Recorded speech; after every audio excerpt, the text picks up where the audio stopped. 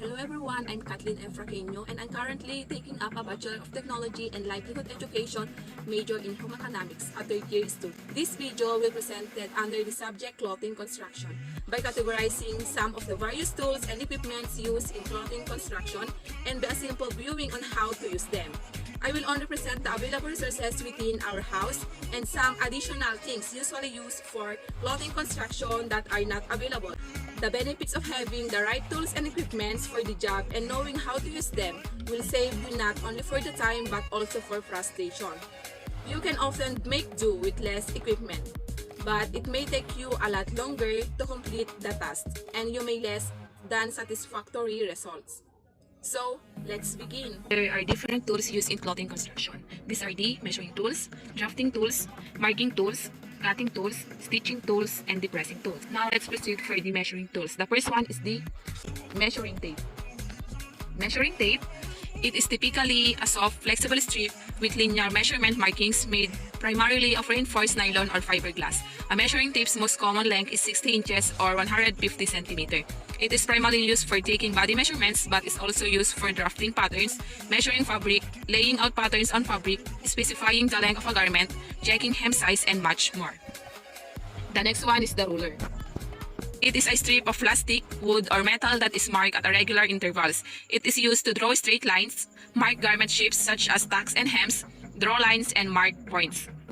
Now let's proceed for the drafting tools. First one is the bell pin. It is a small device made usually of drawn-out steel wire with one end sharpened and the other flattened or rounded into a head that is used to fasten or pin loose sheets together to fix pattern pieces to fabric. The next one is the pin cushion. It's a small cushion intended to hold sewing pins which is used in sewing to store pins or needles with their heads protruding so that they can be easily grasped, collected, and organized. Let's proceed for the marking tools.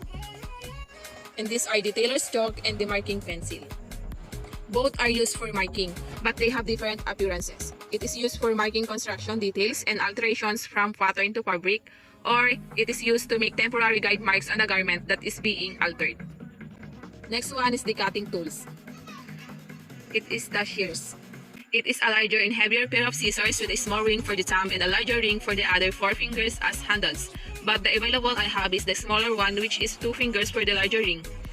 Plastics or metals are used to make the handles. It is used during stitching to cutting threads, separate stitches, and make other necessary cuts. Next one is the seam ripper. It is made up of a U-shaped blade that is attached to a handle. One side of the U is longer and pointed than other. For protection, the other side of the U is frequently decorated with a small plastic ball. It is used to cut threads, remove stitches, and open button holes. Next one is the stitching tools. Needles. It's a long, narrow tool with a pointed tip on one end and a hole or eye in the other to hold the sewing thread.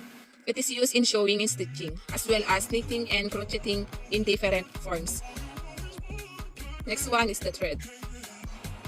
It is a type of yarn designed for hand or machine sewing that can be used to construct the stitches that hold the fabric parts together. Next one is the needle threader. It is a device for putting the thread through the eye of the needle that will assist you in getting very fine thread through the fineness of needle eyes or pulling the chunkiest of yarns through the eye of the tip's-dry needle. Insert wire into the eye of the needle. Then put the thread through the wire. Then pull wire back. And then knot the ends off. Next is the bag pin or the safety pin. It can be used to hold fabric in place before sewing without the risk of being snagged by a needle, turning out fabric tubes, inserting or extracting cording, and probably more. The example or demonstration I use is for the inserting cording on a shorts. Now let's proceed for the pressing tools. Iron box. It is a small appliance that, when heated, is used to remove wrinkles from fabric. However, in the context of pressing tools used during clothing construction, it is used to press clothes to remove wrinkles and unwanted creases. And the last one is the ironing board. It serves as the foundation for sewing equipment's pressing tools, wherein it must be firm and flat, as well as able to withstand more pressure when pressed down. This is the proper way on how to use or press a clothes using an iron box. And those are the tools and equipments in using clothing construction. To make the process easier and more efficient, it is more important to become familiar with the various tools, equipment, and their applications. Knowing how to use it will save you time, money, and effort. You can have the best product and process it in the best way possible. Obviously, safety is the most important consideration when selecting the right tool for the job, but without knowledge in selecting tool can result in harm both the item being worked on and the tools themselves. Using the appropriate instrument will also lessen the amount of work required to complete a task. So that's all for about my video. Thank you for watching.